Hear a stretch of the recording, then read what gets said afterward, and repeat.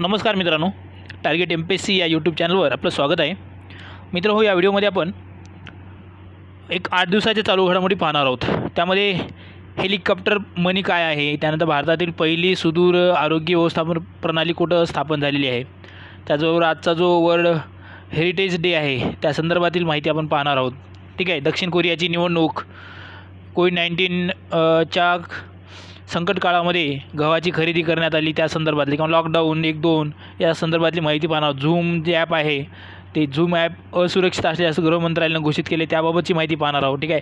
World haemophilia day जो आहे 17 एप्रिलला जो साजरा झाला, म्हणजे कालच, त्या संदर्भातली माहिती. त्यानंतर दिल्लीचे जे काही 2-3 अतिशय महत्त्वाचे सर्वेक्षण आहेत किंवा ॲप आहेत, तिथल्या ज्या काही कोविड-19 विरोधात लढण्यासाठी जे काही प्रयत्न आहेत ते पाहणार आहोत. ठीक आहे. त्यानंतर कोणत्या संस्थेने भारताला मदत केली, त्यामध्ये ADB असेल, ठीक आहे, किंवा वर्ल्ड बँक असेल, AIIB असेल, किंवा जागतिक आरोग्य संघटनेने काय भारताला मदत केली आहे. ठीक आहे. या संदर्भातली माहिती पाहणार आहोत. आणि भारताचा जो काही विकास दर आहे, तो विकास दर 2020-21 या काळामध्ये अनेक संघटनांनी तो विकास दर कमी केलेला आहे. तो कितीवरून कितीपर्यंत कमी केलेला आहे हे देखील आपल्याला परीक्षेच्या दृष्टीने अतिशय महत्त्वाचं आहे. ती आपण हे सर्व एक 8 दिवसाच्या चालू घडामोडी या व्हिडिओमध्ये पाहणार आहोत. ठीक आहे. तर सुरू करू. पहा, 11 एप्रिल राष्ट्रीय सुरक्षित मातृत्व दिन म्हणून साजरा करण्यात आला. भारतातील मातृत्व मृत्यूदर कमी करणे आणि हा जो 11 एप्रिल राष्ट्रीय सुरक्षित मातृत्व दिन आहे तो कशासाठी साजरा केला जातो, तर भारतामध्ये काय माता मृत्यू दर आहे तो कमी करणे आणि ग्रामीण भागामध्ये सुरक्षित मातृत्वाबाबत काय करणे, जागरूकता वाढवण्यासाठी दरवर्षी हा राष्ट्रीय सुरक्षित मातृत्व दिन साजरा केला जातो. आणि हा जो राष्ट्रीय सुरक्षित मातृत्व दिन आहे तो कस्तुरबा गांधी, जे की महात्मा गांधी यांच्या पत्नी होत्या, यांच्या जयंतीदिनी म्हणजेच 11 एप्रिल रोजी साजरा केला जातो. हे आपल्याला लक्षात ठेवायचं आहे. कस्तुरबा गांधी यांचा जन्म जो आहे तो 11 एप्रिल 1869 रोजी झाला होता आणि त्यांचा मृत्यू आपल्याला माहिती आहे 22 फेब्रुवारी 1944 रोजी. महात्मा गांधी यांचा जन्म देखील 2 ऑक्टोबर 1869 रोजी झाला होता, म्हणजे 1869. त्यांचं जे एकाच वर्षामध्ये हे दोघं जन्मलेले आहेत आणि त्यांचा दोघंही 13 वर्षाचे असताना यांचा विवाह झालेला आहे. ठीक आहे. तर बघा, माता मृत्यू दर जो आहे त्याला आपण MMR म्हणतो किंवा मॅटर्नल मोर्टॅलिटी रेट म्हणतो. हा दर 1 लाख जिवंत बालकांमागे काढला जातो.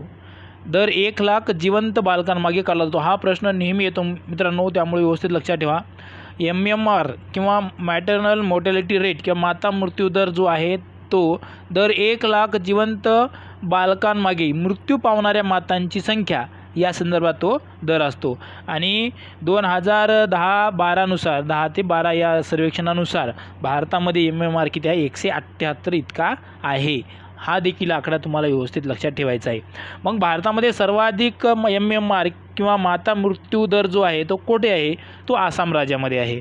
तेथे 328 पर 1 लाख जिवंत बालकांमागे 328 माता त्या ठिकाणी मृत्यू पावतात आसाममध्ये.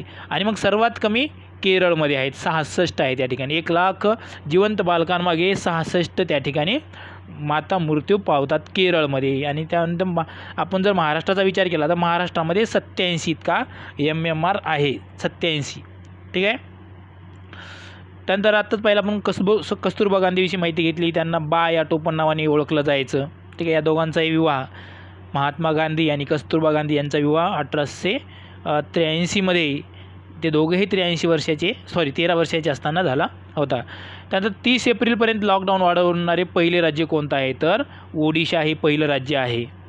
17 जूनपर्यंत येथील शाळा बंद राहणार आहेत. शैक्षणिक संस्था ज्या आहेत, शाळा, त्या 17 जूनपर्यंत बंद राहणार आहेत. मग हा जो लॉकडाऊन आहे तो लॉकडाऊन जाहीर कोण करतो, तर जिल्हाधिकारी किंवा मुख्य जिल्हा चिकित्सा अधिकारी या दोघांपैकी कोणी त्या ठिकाणी लॉकडाऊन त्या ठिकाणी घोषित करू शकतो. संसर्ग रोग अधिनियम 1897चा आहे, 1897चा. ठीक आहे. लक्षात ठेवा, पहिल्यांदा जो हा कायदा आहे 1897चा कायदा तो बॉम्बे प्रांतामध्ये पहिल्यांदा राबवण्यात आला होता. 1897मध्ये जी प्लेगची साथ आली होती बॉम्बेमध्ये. ठीक आहे.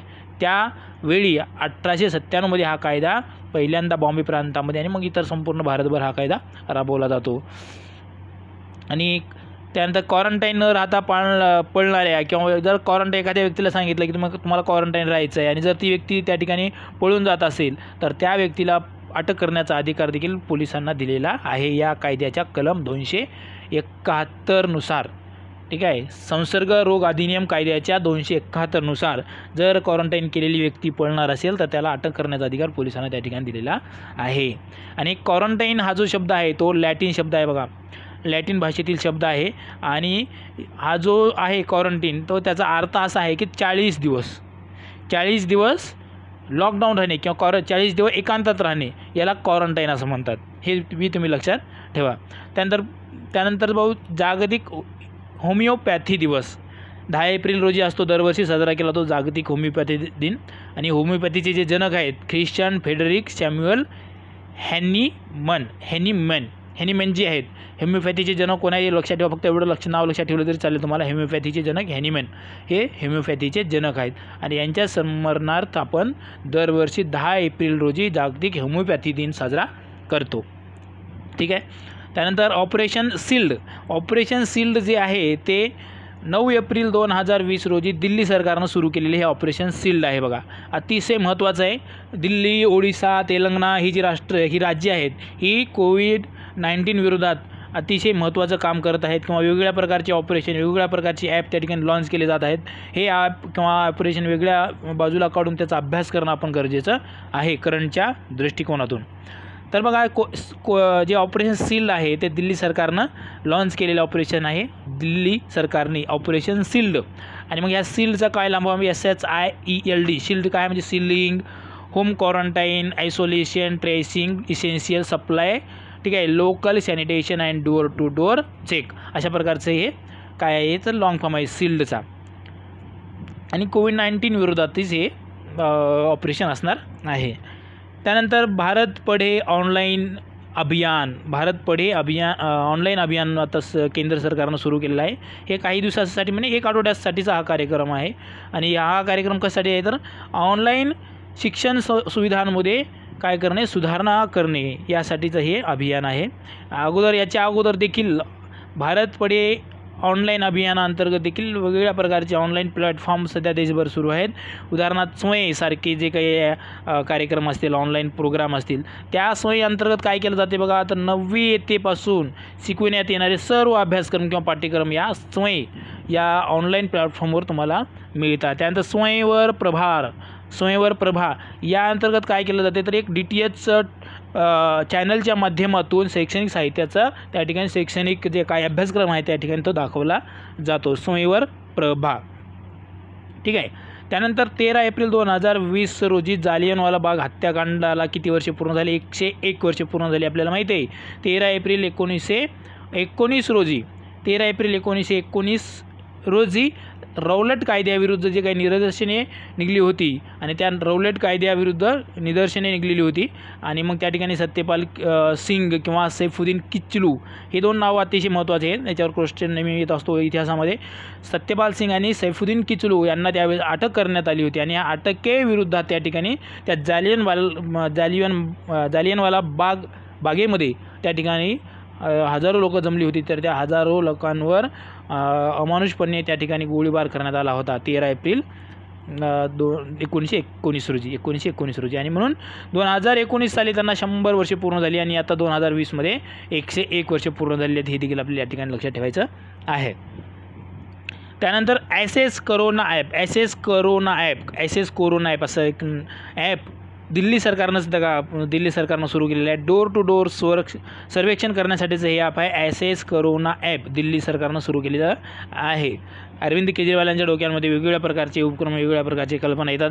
त्यामुळे ते अशा वेगवेगळ्या प्रकारचे ॲप सर्वेक्षणच्या माध्यमातून कोविड-19चा त्या ठिकाणी खात्मा करण्याचा किंवा त्याच्याशी लढण्याचा प्रयत्न करत आहेत. हॉटस्पॉट क्षेत्रामध्ये सर्वेक्षण केले जाणार आहे. जे काही हॉटस्पॉट क्षेत्र आहे त्या ठिकाणी जवळपास 60 हॉटस्पॉट क्षेत्र आहेत दिल्लीमध्ये. तर त्या हॉटस्पॉट क्षेत्रांमध्ये सर्वेक्षण केलं जाणार आहे ह्या ॲसेस कोरोना ॲपच्या माध्यमातून. या दिल्ली सरकारने बघा सील्ड आत्ताच पाहिलं आपण. आणि 5T नावाचं देखील एक उपक्रम त्याने या कोविड-19शी लढण्यासाठी दिल्ली सरकारनं सुरू केलेला उपक्रम होता. ठीक आहे. त्याचबरोबर बघा कोविड-19शी लढण्यासाठी प्लाझ्मा थेरपी करण्यासाठी दिल्ली सरकारला परवानगी दिलेली आहे केंद्र सरकारने कोविड-19शी लढण्यासाठी. आणि असं एकमेव ते राज्य आहे जे की प्लाझ्मा थेरपी करण्यासाठी दिल्ली सरकारने त्या ठिकाणी दिल्ली सरकारला परवानगी मिळालेली आहे.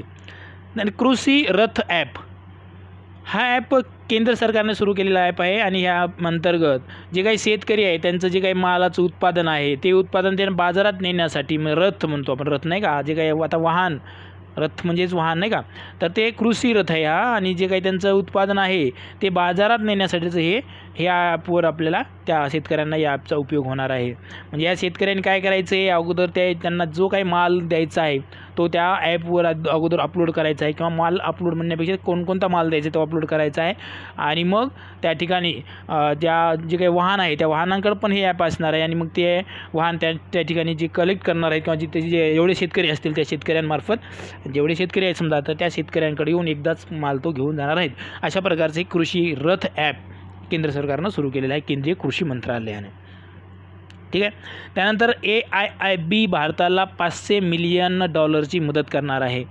भारताला कोविड-19शी लढण्यासाठी इतर ही संघटनांनी त्या ठिकाणी मदत केलेली आहे. की आता या AIIB काय आहे बघा, एशियन इन्फ्रास्ट्रक्चर इन्व्हेस्टमेंट बँक, अतिशय महत्त्वाची ही संकल्पना आहे किंवा ही संस्था आहे.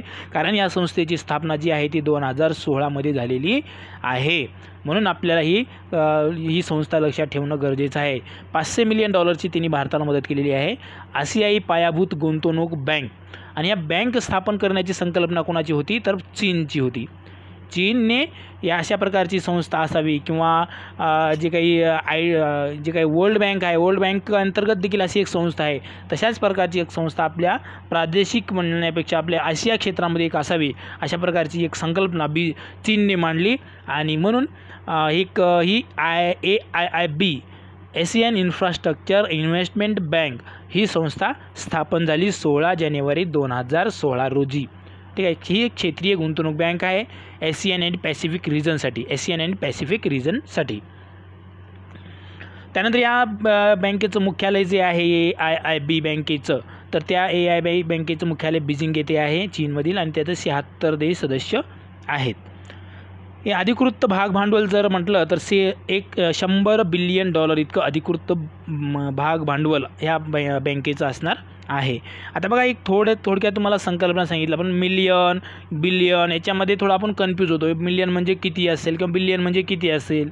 तर मिलियन म्हणजे बघा, आता मिलियन म्हणजे 10 लाख, मिलियन म्हणजे 10 लाख, म्हणजे 1 मिलियन म्हणजे 10 लाख. आता त्या पद्धतीने तुम्ही घेऊ शकता. ठीक आहे. आता यांनी $500 मिलियन आपल्याला रुपये दिलेले आहेत, $500 मिलियन रुपये इतकी दिलेली आहेत. ठीक आहे. तर म्हणजे 1 मिलियन म्हणजे 10 लाख. ठीक आहे. तर बिलियन म्हणजे काय, तर 1 अब्ज, आपल्या मराठीमध्ये 1 अब्ज, बिलियन म्हणजे 1 अब्ज. तर याआधी देखील आता हे म्हणजे यासाठी लक्षात ठेवा, मिलियन आणि बिलियन या संकल्पना महत्त्वाच्या आहेत. ज्यावेळेस अशी आकडेवारी दिली जाते त्यावेळेस आपल्याला हे लक्षात येणं आपल्या गरजेचं, नेमकी किती रक्कम होते आपल्या रुपयांमध्ये हे देखील कळणं आपल्याला गरजेचं आहे. तर बघा, याआधी ADBने एशियन डेव्हलपमेंट बँकेने देखील 2.2 बिलियन आणि वर्ल्ड बँकेने 1 बिलियन रुपये इतकी मदत केलेली आहे. तसं पाहिलं तर एशियन डेव्हलपमेंट बँकेने सगळ्यात जास्त मदत केलेली आहे, आणि मग वर्ल्ड बँकेने, आणि मग AIIB बँकेने, Asian infrastructure development investment bank. ठीक आहे. तर त्यानंतर पुढचं पाहू आपण, वर्ल्ड हिमोफिलिया डे. 17 एप्रिल रोजी हा दिवस साजरा केला जातो. हिमोफिलिया म्हणजे काय असते, तर रक्ताची त्या ठिकाणी गुठळी होत नाही या रोगामध्ये. आणि ह्या रोगाच्या 2 प्रकार आहेत, एक हिमोफिलिया A आणि हिमोफिलिया B. तर पाहू आपण, 17 एप्रिल रोजी दरवर्षी हिमोफिलिया तसेच अन्य रक्त वाहणाऱ्या रोगांविरुद्ध जागरूकता वाढवण्यासाठी 17 एप्रिल रोजी हिमोफिलिया दिवस साजरा केला जातो. हिमोफिलिया हा जो रोग आहे तो अनुवंशिक रोग आहे, जो माता पित्यांकडून किंवा त्यांच्या इतर जे काही आजी आजोबा असतील किंवा जे काही नातलग असतील ह्या अनुवंशिकतेचा रोग असल्यामुळे याच्याकडून तो रोग येत असतो. आणि हिमोफिलिया A आणि हिमोफिलिया B ह्या 2 प्रकार त्याचं विभागणी झालेली सांगितलं जातात. मग हिमोफिलिया A जो आहे तो त्याच्यामध्ये काय होते, तर फॅक्टर 8ची जी काही मात्रा आहे ती कमी होते, आणि हिमोफिलिया Bमध्ये फॅक्टर 9ची मात्रा त्या ठिकाणी कमी होते. हे आपल्याला असं लक्षात ठेवायचं आहे. आणि या रोगामध्ये लिव्हर, किडनी, मांसपेशींमध्ये रक्त वाहू लागते, प्रॉपर रक्त त्या ठिकाणी वाहत नाही. तर त्यामुळे काय होते, ते लिव्हर, किडनी, मांसपेशी हे हिमोफिलियाची लक्षणं आहेत. असं जर या मांसपेशींमध्ये काय होते, रक्त वाहते. हे हिमोफिलिया रोगाचं आपण ह्या रोगाचं लक्षण आहे असं म्हणू शकतो. आणि हे कशामुळे होते तर क्रोमोझोमचे कार्य बिघडल्यामुळे असा रक्तस्राव होतो. ठीक आहे, हे इतकं तुम्ही लक्षात ठेवा. आणि अतिशय महत्त्वाचं हे देखील पहा, दक्षिण कोरियाची निवडणूक झालेली आहे आणि कोविड-19च्या काळामध्ये कोविड-19च्या या महामारीमध्ये निवडणूक घेणारा हा दक्षिण कोरिया जगातला पहिला देश ठरलेला आहे. ठीक आहे, कोविड-19च्या या काळामध्ये. मग आता हे त्यांनी तितकी खबरदारी देखील घेतलेली आहे. हे कोविड-19च्या काळामध्ये निवडणूक घेत असताना तितकी त्यांनी खबरदारी देखील घेतलेली आहे. मतदानाला ज्यावेळेस तो मतदार येतो त्यावेळेस त्यांच्या हाताला सॅनिटायझर्स लावणे, त्याचं जे काही तापमान आहे शरीराचं ते तापमान चेक करणे. 37.5च्या वर असेल तापमान किंवा आसपासच्या असेल तर त्या ठिकाणी त्याला काय मतदान करू दिलं जायचं नाही, अशा प्रकारचं देखील त्या ठिकाणी काही उपाययोजना केलेल्या होत्या, दक्षता घेतलेली होती. ठीक आहे. आणि मग 16 एप्रिल 2020 रोजी ही निवडणूक झाली आणि त्यावेळेस त्यांचा सत्ताधारी जी काही लोकतांत्रिक पार्टी होती त्या पार्टीने 300 पैकी 180 जागा जिंकून परत सत्तेमध्ये ती पार्टी आलेली आहे. आणि जे काही विरोधी पार्टी होती युनायटेड फ्युचर पार्टी, या पार्टीला 103 जागा 300 पैकी 103 जागा मिळालेल्या आहेत. आणि मग जे आत्ताचे राष्ट्रपती तिथले मून जेईन आहेत, मून जेईन तेच सध्या देखील दक्षिण कोरियाचे राष्ट्रपती राहणार आहेत. ठीक आहे. आणि हा दक्षिण कोरिया जर आपण पाहिलं तर एकदम आपल्या जो काही महासागर आहे पूर्व चीन महासागरमध्ये आपल्या हिंदी महासागराच्या वरचा जो भाग आहे घेतला तर तो पूर्व चीन समुद्राचा भाग आहे आणि याच्या मगीतच लगे लागून हा दक्षिण कोरिया आहे. आणि या दक्षिण कोरियाच्या पूर्वेला जपानचा समुद्र आहे. ठीक आहे. आणि म्हणजे तीनही बाजूला जर पाहिलं तर त्याचा पाणीच आहे किंवा समुद्रच आहे दक्षिण कोरियाच्या. आणि त्याच्या उत्तरेला उत्तर कोरिया हा देश आहे. ठीक आहे. त्या ठिकाणी आत्ताही हुकुमशाही आहे त्या ठिकाणी. ठीक आहे. उत्तर कोरियामध्ये. दक्षिण कोरियामध्ये मात्र लोकशाही आहे. ठीक आहे. जगातील सर्वात 4 श्रीमंत देशांमध्ये हा दक्षिण कोरियाचा क्रमांक लागतो. ठीक आहे. आशियातल्या 4 श्रीमंत देशांमध्ये दक्षिण कोरियाचा क्रमांक लागतो. आणि याची राजधानी माहिती आहे सिऊल, ही त्याची राजधानी आहे सिऊल. आणि 1,363 चौरस किलोमीटर 1,363 चौरस किलोमीटर इतकं त्याचं क्षेत्रफळ आहे. तो तायक्वांदो जो हा खेळ आहे त्या खेळाचं उगमस्थान देखील दक्षिण कोरियामध्येच आहे किंवा दक्षिण कोरियानेच हा खेळ शोधून काढलेला आहे तायक्वांदो. ठीक आहे. आत्ताच बघा झूम ॲपविषयी. झूम ॲप हा असुरक्षित असल्याचे केंद्रीय गृह मंत्रालयाने सांगितलेलं आहे. त्यामुळे आता आपण झूम ॲप वापरायचं नाही. बघा झूम ॲप ज्यावेळेसपासून आता एक लॉकडाऊन झालं किंवा सर्व व्यवहार शासकीय किंवा खाजगी मोठमोठ्या कंपनीचे जे काही बैठका वगैरे असतील त्या ठप्प झाल्यानंतर हा झूम ॲप मोठ्या प्रमाणात वापरण्यात येऊ लागला.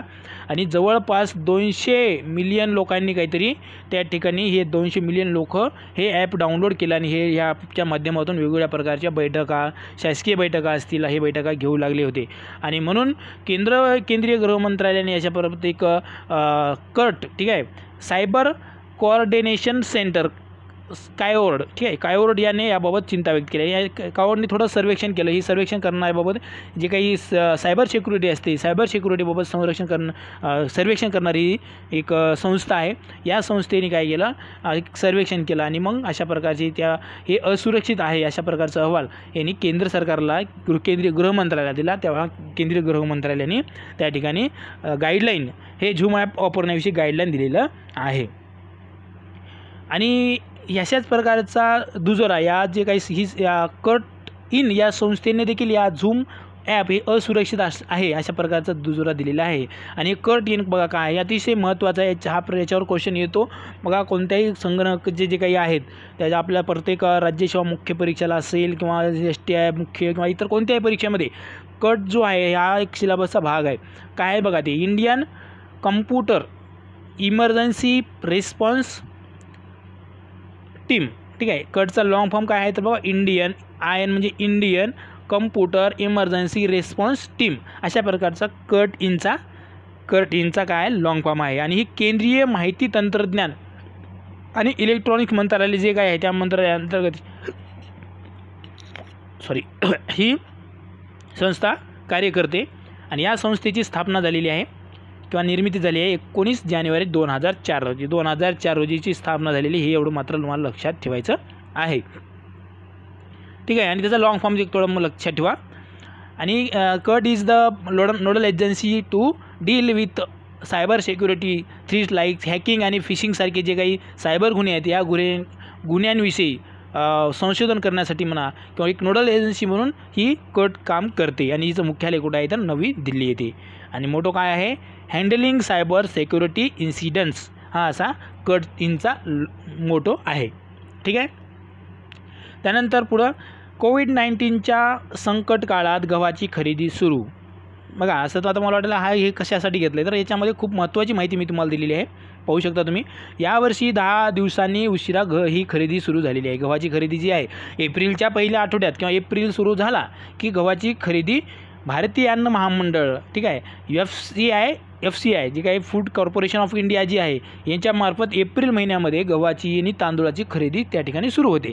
आणि भारतातील एकूण खरेदीपैकी 20 ते 30% खरेदी गव्हाची, ठीक आहे, आणि 15 ते 20% तांदळाची खरेदी जी आहे ती ह्या FCI मार्फत केली जाते. मग आता FCI काय हा FCI बाबत आपल्याला माहिती असणं गरजेचं आहे. ही एक वैधानिक संस्था आहे. वैधानिक संस्था म्हणजे काय तर कायद्याद्वारे स्थापन झालेली संस्था, म्हणजे त्याला आपण वैधानिक म्हणतो. संवैधानिक म्हणजे संविधानाच्या तरतुदीने किंवा संविधानाच्या एखाद्या कलमाने स्थापन झालेल्या संविधानिक म्हणतो. म्हणून ही वैधानिक संस्था आहे. जे काय 1964चा, ठीक आहे, 1964चा अन्न महामंडळ कायदा होता. या कायद्याने 1965मध्ये भारतीय अन्न महामंडळाची स्थापना झालेली आहे. आणि याचं मुख्यालय अगोदर सुरुवातीला कुठं होतं तर चेन्नई येथे होतं. ठीक आहे. आणि मग नंतर म्हणजे सध्या आता ते नवी दिल्ली येथे त्याचं मुख्यालय आहे. फूड कॉर्पोरेशन ऑफ इंडियाचं लक्षात ठेवा. आपल्याला दिल्ली येथे मुख्यालय माहीत आहे, पण सुरुवातीला कुठं होतं हे देखील माहीत असणं गरजेचं आहे डीपमध्ये माहितीसाठी. तर ते फूड कॉर्पोरेशन ऑफ इंडियाचं सुरुवातीचं मुख्यालय चेन्नई या ठिकाणी होतं. आणि मग 14 जानेवारी 1965मध्ये त्याची स्थापना झाली. गहू आणि तांदळाची खरेदी आणि वितरण करण्याचं काम ही FCI करते. ठीक आहे. आणि एकूण 5 झोनल ऑफिसेस आणि 24 रिजनल ऑफिसेसच्या मार्फतीचं काम त्या ठिकाणी चालते. गव्हाच्या बाबत बघा, गहू जो आहे त्याला ट्रिटी कम असं देखील म्हणतात. शास्त्रीय नाव किंवा वैज्ञानिक नाव काय आहे त्याचं, गव्हाचं ट्रिटी कम. हे रब्बी पीक आहे. अतिशय महत्त्वाचं आहे, लक्षात ठेवा. आपल्याला वाटते साधाच क्वेश्चन आहे पण चुकतो. हे रब्बी पीक आहे, हे खरीप पीक नाही. गहू हे रब्बी पीक आहे. ऑक्टोबर आणि नोव्हेंबर महिन्यामध्ये त्याची काय होते, पेरणी होते. ऑक्टोबर आणि नोव्हेंबर महिन्यामध्ये त्याची पेरणी होते. एकूण अन्नधान्य उत्पादनाच्या 3% भागीदारी यायची आहे गव्हाची भारतामध्ये. गव्हावर पडणारे रोग कोणते हे महत्त्वाचं आहे. तांबेरा, खोडकिडी, तुडतुडे, मावा, वाळवी, उंदीर देखील म्हणू शकता तुम्ही, नाही का, हे देखील गव्हावर पडणारे रोग आहेत. आता हे ठीक आहे, इतकं बस आहे त्याबाबत. आता दुसरा मुद्दा, लॉकडाऊन. हे 2 जे लॉकडाऊन झालेले आहेत हे अतिशय महत्त्वाच्या तारखा आहे. तुम्ही लक्षात ठेवा. पहिलं लॉकडाऊन जे आहे ते 25 मार्च ते 14 एप्रिल. बघा आपल्याला 25 मार्च ते 14 एप्रिल अशी तारीख लक्षात ठेवायचं आहे. आता ही तारीख जर लक्षात राहत नाही, 24, 25 का 23 असं तुम्हाला थोडं कन्फ्यूज होत असेल तर तुम्ही लक्षात ठेवायचं 14 एप्रिल तर आपल्याला लक्षात राहणारच आहे. कारण 14 एप्रिल रोजी डॉक्टर बाबासाहेब आंबेडकर यांची जयंती होती. आणि तिथपर्यंत म्हणूनच मोदींनी पहिल्यांदा 21 दिवस ही तारीख म्हणजे आकडा लक्षात ठेवला की तुम्हाला मात्र ती तारीख कुठून सुरू झाली हे कळणार आहे. ठीक आहे. 14 एप्रिलपासून 21 दिवस मागं जायचं, मग ती 25 तारीख येईल, 25 मार्च. ठीक आहे. म्हणून पहिल्यांदा 21 दिवसाचं 25 मार्च ते 14 एप्रिल दरम्यान मग त्या ठिकाणी लॉकडाऊन घेण्यात आला, पहिलं लॉकडाऊन. आणि दुसरं लॉकडाऊन कधी होतं मग लगेच दुसऱ्या दिवशी म्हणजे 15 एप्रिल ते 3 मे असं 19 दिवस. ठीक आहे. आता ही 19 दिवस. आता तुम्हाला लक्षात राहण्यासाठी एक ट्रिक सांगतो बघा. तुम्हाला मी आत्ता सांगितलं की क्वारंटाईन या शब्दाचा अर्थच आहे की 40 दिवस. क्वारंटाईन या शब्दाचा अर्थ आहे 40 दिवस. आणि म्हणून ह्या 2 लॉकडाऊनमध्ये एकूण 40 दिवस त्या ठिकाणी मोदीजींनी घेतलेले आहेत बघा. 21 दिवस पहिले, नंतर 21 आणि 19 किती झाले, 40 दिवस. अशा प्रकारे तुम्ही लक्षात ठेवू शकता. ठीक आहे. त्यानंतर पुढचं बघा, जीवन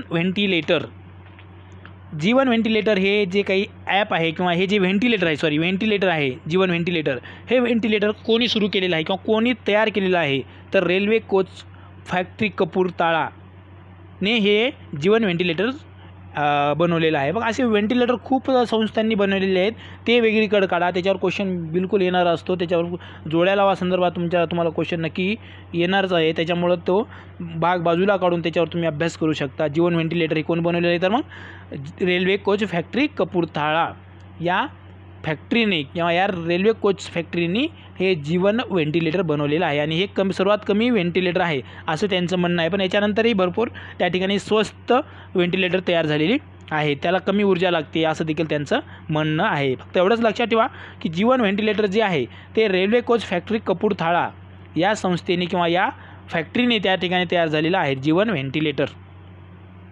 त्यानंतर आशियाई युवा क्रीडा स्पर्धा 2021 नोव्हेंबर 2021 चीनमध्ये होणार आहे. ती आशियाई युवा क्रीडा स्पर्धा दर 4 वर्षांनी आयोजन केलं जातं. ऑलिम्पिक काउन्सिल ऑफ एशियाद्वारे याचं आयोजन केलं जातं. आणि पहिल्या आशियाई युवा स्पर्धा ज्या आहेत ते 2011 सिंगापूरमध्ये झालेल्या होत्या. त्यानंतर पुढं 5 एप्रिल हा राष्ट्रीय मॅरिटाईम डे, सागरी दिवस किंवा समुद्री दिन, राष्ट्रीय समुद्री दिन म्हणून साजरा केला जातो. 5 एप्रिल ठीक आहे. 5 एप्रिल हा दरवर्षी नॅशनल मॅरिटाईम डे म्हणून साजरा केला जातो भारतामध्ये, लक्षात ठेवा. याचा उद्देश काय आहे, तर आंतरखंडांतर्गत व्यापार आणि जागतिक अर्थव्यवस्थेला उभारी देणे किंवा चालना देणे अशा प्रकारचा उद्देश ठेवून भारत दरवर्षी 5 एप्रिलला नॅशनल मॅरिटाईम डे साजरा करतो. आणि कधीपासून साजरा करतो, तर 1964 पासून भारत 5 एप्रिल हा नॅशनल मॅरिटाईम डे म्हणून साजरा करतो. 2020ची थीम आहे हिंदी महासागर संधीचा महासागर, अशा प्रकारची थीम 2020ची आहे. आणि मग या अनुषंगाने भारतामध्ये 43 शिपिंग कंपनी आहेत आणि त्यांच्याकडे 1401 अशा प्रकारचे जहाज आहेत. ठीक आहे. त्यानंतर कोरोना कवच ॲप बघा कोण सुरू केले, तर कोविड-19 पॉझिटिव्ह रुग्णांच्या लोकेशनचा शोध घेण्यासाठी GPS द्वारे हे कोरोना कवच ॲप लॉन्च केलेलं आहे. आणि हे जे ॲप आहे हे पहिल्यांदा दक्षिण कोरिया आणि मग सिंगापूर येथं यशस्वीरित्या त्या ठिकाणी राबवल्या गेल्यामुळे किंवा चालल्यामुळे किंवा त्याचा रिपोर्ट जो आहे तो पॉझिटिव्ह किंवा चांगला आल्यामुळे ठीक आहे, आता भारतामध्ये हे कोरोना कवच ॲप राबवण्यात येत आहे. दक्षिण कोरिया आणि सिंगापूरनंतर आता भारतामध्ये कोरोना कवच हे ॲप राबवण्यात येत आहे किंवा ते ॲप आता आपण लॉन्च केलेलं आहे. ठीक आहे. त्यानंतर राष्ट्रीय कोरोना सर्वेक्षण 2020 काय आहे, तर हे 3 कार्यालयीन दिवसामध्ये हे 410 जिल्ह्यांमध्ये, देशातील 410 जिल्ह्यांमध्ये हे राष्ट्रीय कोरोना सर्वेक्षण करण्यात आलं आहे. आणि याचा उद्देश जो आहे तो राज्यांनी कोरोनाचा प्रसार रोखण्यासाठी काय केलं किंवा कोणत्या प्रकारच्या काय योजना केल्या हे या कोरोना सर्वेक्षणामार्फत समजणार आहे. आणि मग या सर्वेक्षणांतर्गत जिल्हाधिकारी यांच्याकडे एक प्रश्नावली देण्यात येणार आहे आणि या प्रश्नावलीमार्फत त्या ठिकाणी समजणार आहे की कोणत्या प्रकार राज्यांनी कशा प्रकारे त्या ठिकाणी कोरोनाशी लढण्यासाठी उपाययोजना केलेली आहे ते. मग यामध्ये त्या ठिकाणी त्यांनी निष्कर्ष काढलेला आहे की लोकांमध्ये व्हायरसविषयी जागरूकता वाढलेली आहे. सर्वेक्षण केल्यानंतर हे असं समजलं, 3 कार्यालयीन दिवसात एकूण 410 जिल्ह्यांमध्ये सर्वेक्षण केल्यानंतर असं समजलं की लोकांमध्ये व्हायरस हे जे काही कोरोना व्हायरस आहे, कोविड-19 आहे, त्याच्याविषयी लोकांमध्ये जागरूकता वाढली आहे. 75% लोक सावधानतेने वागत आहेत. 69% लोक लॉकडाऊन शांततेने पाळत आहेत. आणि मुख्य टेन्शन कशाचं आहे, तर व्हेंटिलेटरचं आहे. भारतामध्ये बघा व्हेंटिलेटरची अतिशय कमतरता आहे. त्याच्यामुळे वेगवेगळ्या जे काही संघटना आहेत किंवा संस्था आहेत त्या संस्था हे व्हेंटिलेटर्स तयार करण्याचं काम त्या ठिकाणी करत आहेत. भारतामध्ये फक्त 40,000 व्हेंटिलेटर आहेत. किती? 40,000 व्हेंटिलेटर आहेत. आणि मग आपल्याकडे पेशंट आपण सध्या तरी कमीच आहे, 13,000 आहेत, पण 40,000च आपल्याकडे काय आहेत, व्हेंटिलेटर आहेत. आणि आपण व्हेंटिलेटर मागणी कोणाकडून करतो, तर स्वित्झर्लंड या देशांकडून आपण व्हेंटिलेटरची आयात करतो.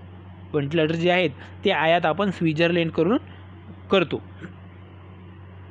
म्हणून आता मुख्य टेन्शन काय असणार आहे, तर व्हेंटिलेटर हेच आपलं मुख्य टेन्शन आहे या कोविड-19च्या काळामध्ये.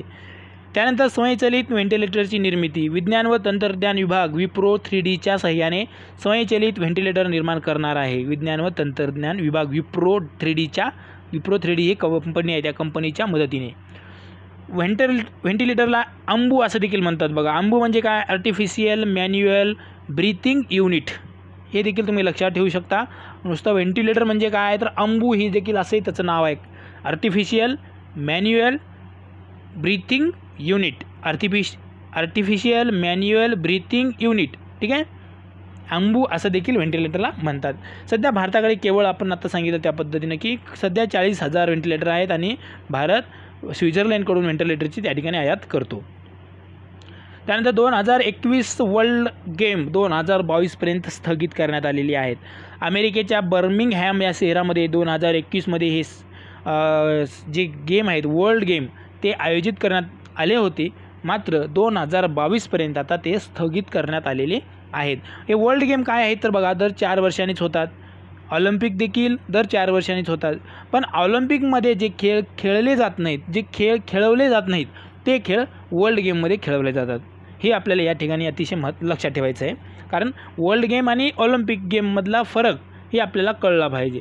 ऑलिम्पिकमध्ये जे काही खेळ खेळले जात नाहीत किंवा घेतले जात नाही किंवा खेळवले जात नाहीत ते खेळ वर्ल्ड गेममध्ये खेळवले जातात. आणि हे जे खेळ आहे ते शक्यतो युरोपीय देशातच आयोजित केले जातात. पण पहिल्यांदा ते अमेरिकेमध्ये आयोजित केले जात आहेत. पहिल्यांदा नाही, याच्या अगोदर पण केलेले आहेत, पण यावेळेस अमेरिकेमध्ये 2022मध्ये त्या ठिकाणी आयोजित केले जाणार आहेत. ठीक आहे. या खेळामध्ये एकूण 32 खेळ सामील आहेत. पहिले खेळ वर्ल्ड गेम कधी 1981मध्ये त्या ठिकाणी आयोजित करण्यात आले होते. 1981मध्ये 32 खेळ आयोजित केले, 32 खेळ खेळवले जातात. त्यानंतर भारताचा जो विकास दर आहे तो अतिशय महत्त्वाचा आहे बघा. हा पॉईंट तुम्ही लक्षात ठेवा.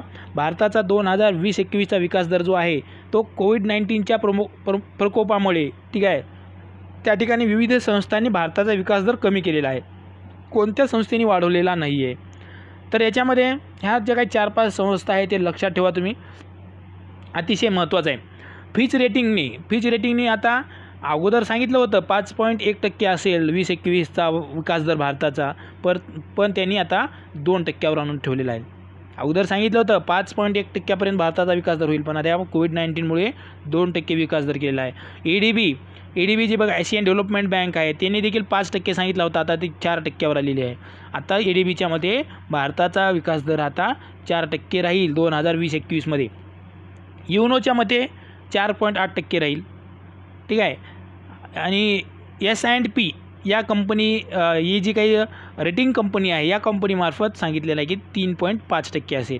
आणि IMD ठीक आहे, IMD जी कंपनी आहे किंवा जी संस्था आहे ठीक आहे यांच्यामार्फत 1.9% त्या ठिकाणी विकास दर सांगितलेला आहे.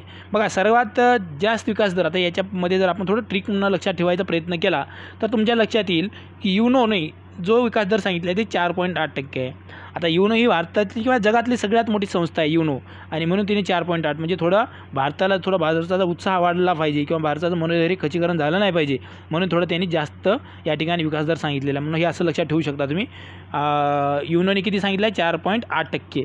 ठीक आहे. आणि सर्वात कमी IMD हे जे काही संस्था आहे ह्या संस्थेने सांगितलं 1.9%. फिच रेटिंगने 2% सांगितलेलं आहे. ठीक आहे. EDB बँकेने 4% सांगितलेलं आहे आणि युनोने S&Pने 3.5%. हे असं तुम्ही लक्षात ठेवू शकता. 1-2 संस्थेचा लक्षात ठेवला तर बाकीचं आपल्याला पर्यायातून आपण उत्तरापर्यंत जाऊ शकतो. त्यानंतर हिरो टू ॲनिमल्स अवॉर्ड भेटलेला आहे बघा. हिरो टू ॲनिमल्स अवॉर्ड जो आहे तो ओडिशाचे मुख्यमंत्री नवीन पटनायक यांना मिळालेला आहे. आणि हा अवॉर्ड जो आहे तो पेट्टा या संस्थेद्वारे दिला जातो. पेट्टा या संस्थेद्वारे. म्हणून आता या पेट्टा या संस्थेची माहिती घेणं देखील आपल्याला गरजेचं आहे. पेट्टा काय आहे तर people for the ethical treatment of animals अशा प्रकारचे पेट्टाचं लॉंग फॉर्म आहे. काय आहे people for the ethical treatment of animals. ठीक आहे. पीपल इथिकल ट्रीटमेंट ॲनिमल्स हे असं तुम्ही एवढं लक्षात ठेवा. आणि ही एक अमेरिकन प्राणी हक्क संघटना आहे आणि ही एक NGO आहे, नॉन प्रॉफिट कॉर्पोरेशन. ठीक आहे. ना नफा संस्था आहे ती. आणि यांचं असं म्हणणं आहे की largest animal rights group in the world, ही जगातली आम्ही प्राण्यांच्या हक्कासाठी लढणारे आम्ही जगातील सगळ्यात मोठी संस्था आहोत असा या पेट्टाचा असा काय दावा आहे, क्लेम आहे त्यांचा. आणि ही संस्था जी स्थापन झालेली आहे तर 1980मध्ये 22 मार्च 1980मध्ये. याचे फाउंडर कोण होते एनग्रीड न्यूक्रिक अँड अलेक्स पाचेको हे दोन, अलेक्स पाचेको आणि एनग्रीड न्यूक्रिक हे पेटा या संस्थेचे अध्यक्ष होते. ते अध्यक्ष वगैरे तेवढं काही येणार नाही, मात्र पेटा कशा संदर्भातली होती, प्राणी हक्क संघटना आहे, हे याचा लॉंग फॉर्म आणि स्थापना 22 मार्च 1980 हे एवढं लक्षात ठेवा. आणि नॉन प्रॉफिट, ठीक आहे, ना नफा संस्था आहे, हे एवढं लक्षात ठेवा. मुंबईमध्ये हिचं मुख्यालय आहे. भारतासाठी म्हटलं तर मुंबईमध्ये मुख्यालय आहे 2000 पासून. त्यानंतर आय गॉट पोर्टल. हे आय गॉट पोर्टल काय आहे बघा, हे ऑनलाईन प्रशिक्षण पोर्टल आहे. इंटिग्रेटेड गव्हर्नमेंट ऑनलाईन ट्रेनिंग असं त्याचं नाव आहे. आणि दीक्षा प्लॅटफॉर्मवर हे उपलब्ध होणार आहे. दीक्षा जो प्लॅटफॉर्म आहे, ठीक आहे, ह्या दीक्षा प्लॅटफॉर्मवर भारतातील जे काही विद्यार्थी आहेत, पालक आहेत, शिक्षक आहेत, या सर्वांना आपल्या जे काही नाविन्य आहे समजा एज्युकेशनल किंवा एज्युकेशनबाबत, तर ते त्या ठिकाणी अपलोड करण्याचा आणि माहिती घेण्याचा देखील त्या ठिकाणी त्यांना अधिकार आहे किंवा आपण घेऊ शकतात ते असं म्हणू शकतो दीक्षा प्लॅटफॉर्मवर. ठीक आहे. दीक्षा प्लॅटफॉर्म सप्टेंबर 2017मध्ये HRD मंत्रालयाने सुरू केलेलं एक प्लॅटफॉर्म आहे. आणि मग या प्लॅटफॉर्म अंतर्गत आय गॉट पोर्टल सुरू करण्यात आलं आहे. कशासाठी? ऑनलाईन प्रशिक्षणासाठी. एवढं लक्षात ठेवा. आय गॉट काय तर ऑनलाईन प्रशिक्षणासाठी आहे. तर याच्यामध्ये टी जे दिलं आहे ना ते ट्रेनिंग आहे, एवढं लक्षात ठेवा. T integrated government online training, या टीमुळे लक्षात ठेवा ट्रेनिंग प्रशिक्षणासाठीचं आहे. ठीक आहे. त्यानंतर पुढं डिजिटल कम्युनिकेशन स्ट्रॅटजी. ट्रिफेडने युनिसेफच्या मदतीने स्थापन किंवा लॉन्च केलेले हे ॲप आहे किंवा स्ट्रॅटेजी आहे, डिजिटल कम्युनिकेशन स्ट्रॅटेजी. या कार्यक्रमामध्ये सोशल डिस्टन्सिंगवर भर देण्यात येणार आहे. ट्रिफेड काय आहे तर tribal cooperative marketing development federation of India आहे. ती 1987मध्ये स्थापन झाली. दिल्ली येथे मुख्यालय आहे. 13 रिजनल ऑफिसेस आहेत या ट्रिफेडचे. ट्रिफेडविषयी माहिती येऊ शकते. 1987 स्थापना हे लक्षात ठेवा ट्रिफेडची. आणि याचा मुख्य उद्देश काय आहे तर वन उत्पादनांना चांगली किंमत उपलब्ध करून देणे हा ह्या डिजिटल कम्युनिकेशन स्ट्रॅटजीचा उद्देश आहे. त्याचबरोबर मोठ्या व्यापाऱ्यांकडून होणारे शोषण आणि व्यापारी मक्तेदारी संपुष्टात आणणे हे ट्रिफेडचं त्या ठिकाणी उद्देश आहे. पहा, ट्रिफेडचे उद्देश आहेत कोणते? मोठ्या व्यापाऱ्यांकडून होणारे शोषण, शेतकऱ्यांचं किंवा आदिवासी शेतकरी जे आहेत किंवा आदिवासींचं ते या ठिकाणी शोषण रोखणे आणि व्यापारी मक्तेदारी त्यांची जी काय आहे ती संपुष्टात आणणे असं ट्रिफेडचं त्या ठिकाणी मेन एम आहे. देशात सध्या 1205 वनधन विकास केंद्र स्थापन करण्यात आलेली आहे. ती 27 राज्यांमध्ये आहेत. ट्रिफेड जी ही संस्था आहे, ठीक आहे, ही जे काही ट्रायबल अफेअर्स मिनिस्ट्री आहे त्या मिनिस्ट्री अंतर्गत कार्य करते, आदिवासी विकास मंत्रालय अंतर्गत. आणि सध्याचे केंद्रीय आदिवासी मंत्री कोण आहेत? आदिवासी विकास मंत्री तर अर्जुन मुंडा हे आहेत. या केंद्रीय मिनिस्ट्री ऑफ ट्रायबल अफेअर्सची स्थापना 1999मध्ये झाली. 1999मध्ये झाली स्थापना, सामाजिक व न्याय सबलीकरण मंत्रालयाचं विभाजन करून. ठीक आहे, 1999मध्ये. त्यानंतर बायो फोर्टिफाईड गाजर विकसित करण्यात आलेलं आहे. बघा, महत्त्वाचं आहे. गुजरातमधील जुनागड जिल्ह्यातील शेतकरी श्री वल्लभभाई वस्तमभाई मारवानिया, नाव लक्षात ठेवा, मारवानिया यांनी बायो फोर्टिफाईड गाजर विकसित केलेला आहे. आणि या 2019मध्ये बघा यांना पद्मश्री पुरस्कारांनी यांना सन्मानित करण्यात आलेलं आहे. याच्यासाठीच गाजरांसाठी त्यांनी मोठ्या प्रमाणात काम केलेलं आहे भारतामध्ये आणि म्हणून त्यांना पद्मश्री पुरस्कार 2019मध्ये पद्मश्री पुरस्काराने त्यांना सन्मानित करण्यात आलेला आहे. या गाजराला बायो फोर्टिफाईड गाजराला गुजरातमध्ये स्थानिक भाषेमध्ये मधुबन गजर असं देखील म्हणतात. वल्लभभाई वस्तमभाई मारवाने हे गुजरातचे आहेत, जुनागड जिल्ह्यामधील. मग या गाजराचं वैशिष्ट्य काय तर त्या गाजरामध्ये बीटा कॅरोटीन लोह मोठ्या प्रमाणामध्ये असते. ठीक आहे. आता या पद्मश्री पुरस्काराचं आलं म्हणून या ठिकाणी मी थोडक्यात सांगतो तुमचं रिव्हिजन व्हावं म्हणून. यावर्षी म्हणजे 2020मध्ये 7 व्यक्तींना पद्मविभूषण, लक्षात ठेवा 16 व्यक्तींना पद्मभूषण आणि 118 व्यक्तींना पद्मश्री पुरस्काराने सन्मानित करण्यात आलेले आहे. त्यातील महत्त्वाचे पद्मश्री आणि पद्मभूषणवर तेवढा क्वेश्चन येत नाही, पण महत्त्वाचे पद्मश्री पुरस्कार आणि 7चे 7 पद्मविभूषण पुरस्कार तुम्हाला ते नावं त्यांची पाठ असणं गरजेची आहेत, म्हणून हे करणं गरजेचं आहे. किंवा क्वेश्चन असा येऊ शकतो की पद्मविभूषण पुरस्कार किती आहेत? 7, पद्मभूषण 16 आणि त्या ठिकाणी पद्मश्री 118 पुरस्कार त्या ठिकाणी यावर्षी देण्यात आलेले आहे 2020 26 जानेवारी 2020 रोजी. त्यानंतर सेफ प्लस कर्ज योजना काय आहे बघा. ही सिडबीने सुरू केलेली योजना आहे कर्ज योजना. सेफ म्हणजे SIDBI assistance to facilitate emergency plus. छोट्या व मध्यम उद्योजकांना 1 कोटी रुपयापर्यंतचे कर्ज देण्यात येणार आहे. 1 कोटी रुपयापर्यंत. हे कर्ज जे आहे ते कोविड-19चा जे काही आपला सामना करण्यासाठी जे उपकरणं आहेत त्यांच्या उपकरणांसाठी त्यांनी त्यांची उत्पादनांच्या निर्मितीसाठी आणि उत्पादनांच्या आणि उपकरणांच्या निर्मितीसाठी हे कर्ज 1 कोटी रुपयापर्यंतचे कर्ज देण्यात येणार आहे. सिडबी काय आहे तर small industrial development bank of India, मुख्यालय लखनौ येथे आहे. ठीक आहे. आणि स्थापना तिची 2 एप्रिल 1990 रोजी झालेली आहे संसदेच्या कायद्याने. ठीक आहे. म्हणून ही वैधानिक संस्था वैधानिक बँक आहे. 9 एप्रिल CRPF शौर्य दिन म्हणून साजरा केला जातो. CRPFद्वारे 9 एप्रिल रोजी काय केला जातो शौर्य दिन म्हणून साजरा केला जातो. ही भारतातील सर्वात मोठी अर्धसैनिक बल संघटना आहे.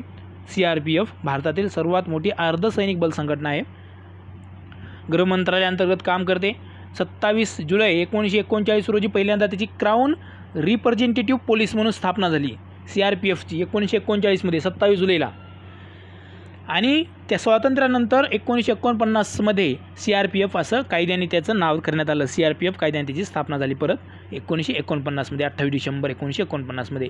आणि मोटो काय याचा सर्व्हिस अँड लॉयलिटी, सेवा आणि निष्ठा अशा प्रकारची त्याची काय आहे त्याचा मोटो आहे. त्यानंतर ADBची भारताला $2.2 बिलियन मदत. ADB एशियन डेव्हलपमेंट बँक कोविड-19च्या प्रकोपाविरुद्ध लढण्यासाठी ADBने भारताला $2.2 बिलियन मदत दिलेली आहे. आपण आता मागे देखील पाहिलं बघा त्यांचं उजरतं. तर याआधी जागतिक बँकेने $1 बिलियन मदत केलेली आहे. आता एशियन इन्फ्रास्ट्रक्चर इन्व्हेस्टमेंट बँकेने देखील 500 मिलियनची मदत केलेली आहे. ठीक आहे. मग ADB बँकेने सर्वात जास्त मदत केलेली आहे. मग ADB बँकेची थोडक्यात माहिती पाहू. एशियन डेव्हलपमेंट बँक, क्षेत्रीय विकास बँक म्हणजेच जे काही आफ्रिकन डेव्हलपमेंट बँक आहे किंवा युरोपियन त्या ठिकाणी बँक आहे. ठीक आहे. युरोपियन सेंट्रल बँक आहे. अशा प्रकारची जी बँक आहे सेंट्रल बँका या आफ्रिकन डेव्हलपमेंट बँकेवर क्वेश्चन आलेला होता. म्हणून क्षेत्रीय बँका खूप महत्त्वाच्या आहेत. ती आपल्याला लक्षात ठेवणं गरजेचं आहे. Asian development bank, European central bank किंवा ADB बँक ह्या सेंट्रल बँक प्रादेशिक बँक आहेत, रिजनल बँक आहेत त्या. ठीक आहे. तर ही आफ्रिकन डेव्हलपमेंट बँक बघा. आफ्रिकन डेव्हलपमेंट बँक जी आहे तिची 10 सप्टेंबर 1964 रोजी स्थापना झाली. आफ्रिकेतील 80 देशांसाठीची ही प्रादेशिक बँक आहे. ठीक आहे. फक्त स्थापना लक्षात ठेवा 1964 10 September 1964 African development bank. European युनियनची 27 देशांची प्रादेशिक बँक कोणती आहे तर युरोपियन सेंट्रल बँक. तिथले आता 19 सदस्य देश आहेत पण 27 देशांसाठी ती काम करते. मात्र सदस्य देश किती आहेत 19 ज्यांनी युरो चलन स्वीकारलेलं आहे असे 19 देश त्या ठिकाणचे ह्या बँकेचे सदस्य आहेत. युरोपियन जे काही युरो चलन जर त्यांनी युरो चलन जर स्वीकारलं नाही तर युरोपियन हे काही सेंट्रल बँक आहे त्याचा सदस्य होता येत नाही.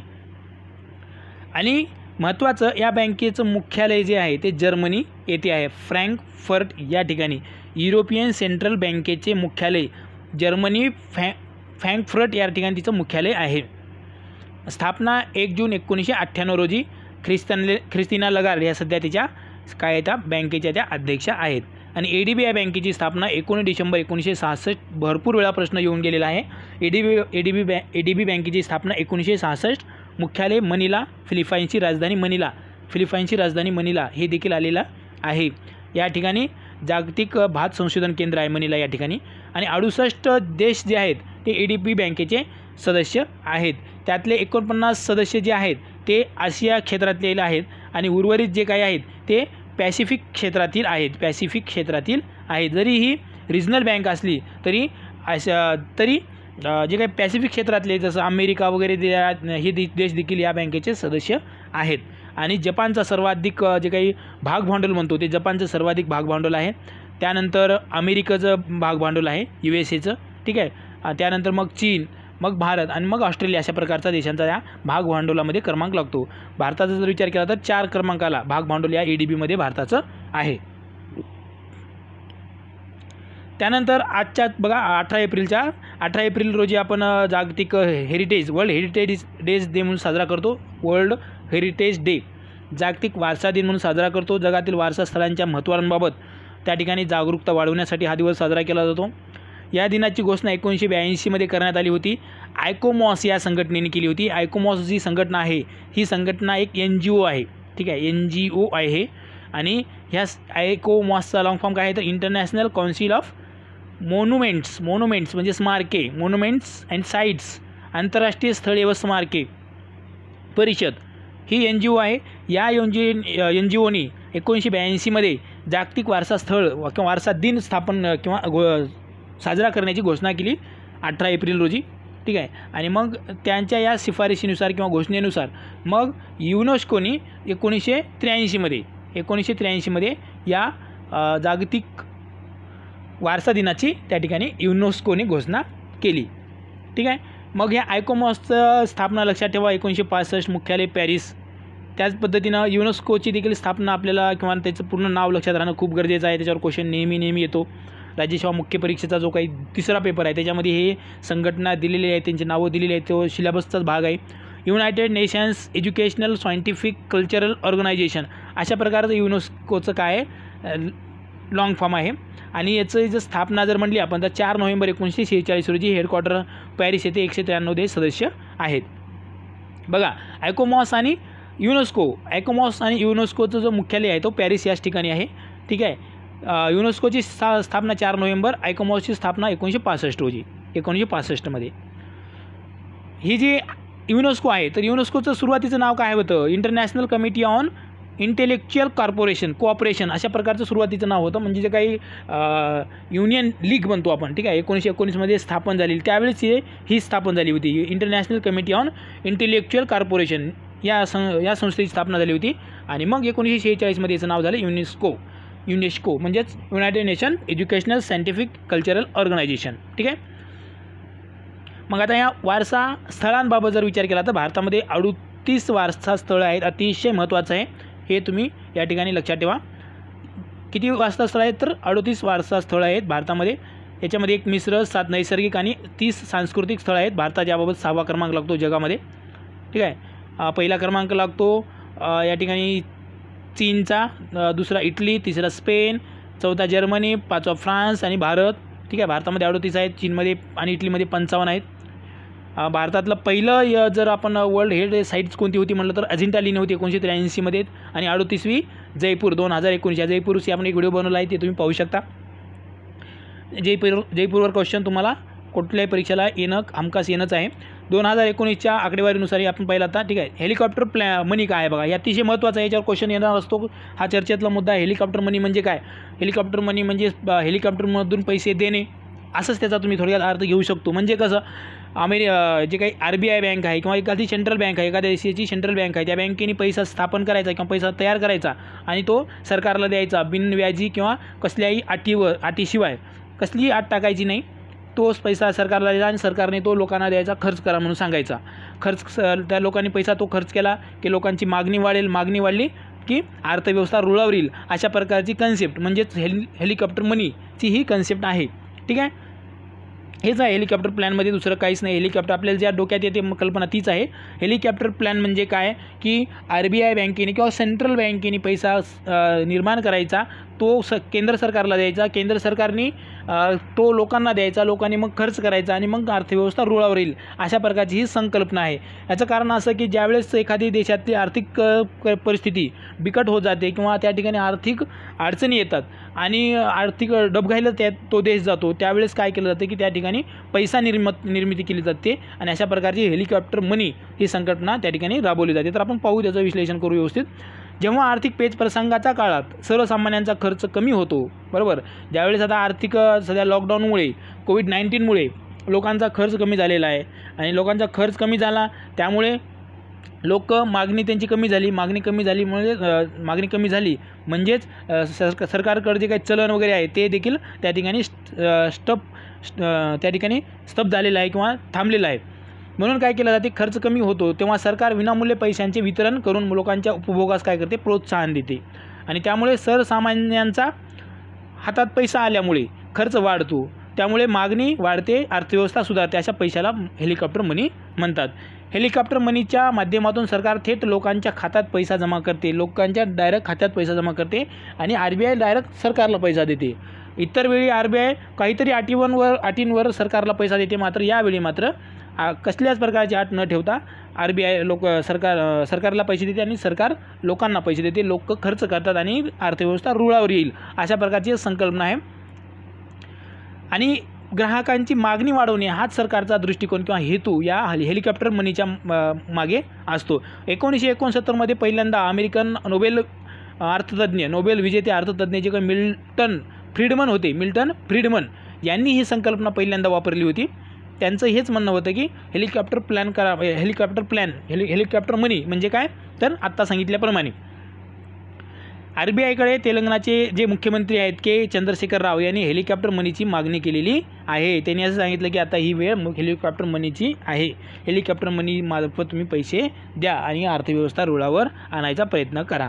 ठीक आहे. आणि शेवटची जी आजची आपली घडामोड आहे ती भारतातील पहिली सुदूर आरोग्य व्यवस्थापन प्रणाली रिमोट हेल्थ मॉनिटरिंग सिस्टीम ही ऋषिकेश उत्तराखंड या ठिकाणी स्थापन झालेली आहे. राज्यातील म्हणजेच उत्तराखंड राज्यातील कोविड-19 रुग्णांवर देखरेख ठेवण्यासाठी या रिमोट हेल्थ मॉनिटरिंग सिस्टीमची त्या ठिकाणी स्थापना झालेली आहे. मोबाईल ॲप किंवा वेबसाईटच्या माध्यमातून त्या ठिकाणी रिमोट हेल्थ मॉनिटरिंग करण्यात येणार आहे. ठीक आहे. तर मित्रांनो, हा होता आजचा व्हिडिओ थोडा मोठा झाला, पण ह्याच्यामध्ये एकूण जवळपास 8 ते 10 दिवसाचा अतिशय महत्त्वाचा घटक आपण डिस्कस केलेला आहे, चर्चा केलेली आहे. हा व्हिडिओ तुम्हाला आवडला तर प्लीज लाईक करा, कमेंट करा, तुमच्या इतर मित्रांना शेअर करा आणि आपलं टार्गेट MPSC हे चॅनल सबस्क्राईब करा. थँक्यू.